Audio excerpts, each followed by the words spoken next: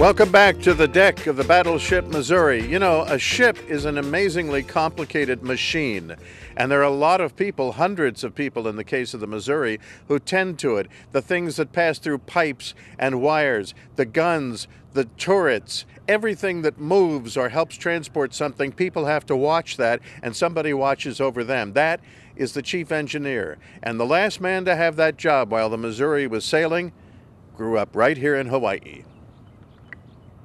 Welcome to an engine room on the Missouri, and we're here with Maui-born Larry Doong, who was chief engineer for this ship from 90 to 92. And what happened on this ship in those years?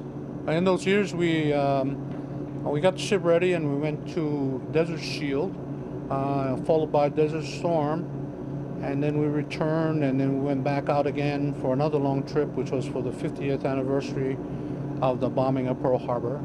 And when we returned, we prepared the ship for decommissioning and decommissioned her.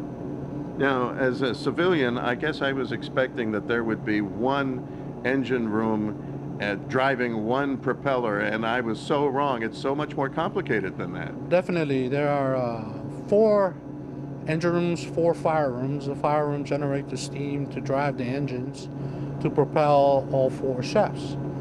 We generate a total of 212,000 horsepower. And that's a lot. The first thing that occurred to me coming down here is this is the first time I've been in a ship's engine room that's so quiet. What was it like when it was running? Normally we wear double hearing protection, which means we have those, those wax earplugs inside our ears and Mickey Mouse ears that goes over our eardrums. And the decibels would be around 97 decibels of sound. So it's really loud. Later on, and it's also very hot.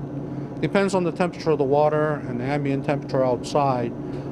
We normally run about 90 to 100 degrees, especially when we're in the Gulf. So when we went up by Alaska, it was nice to have a 80-degree engine room and a fire room, which are the hottest spots on the ship. But the sound down here is so loud. It sounds like a submarine dive alarm.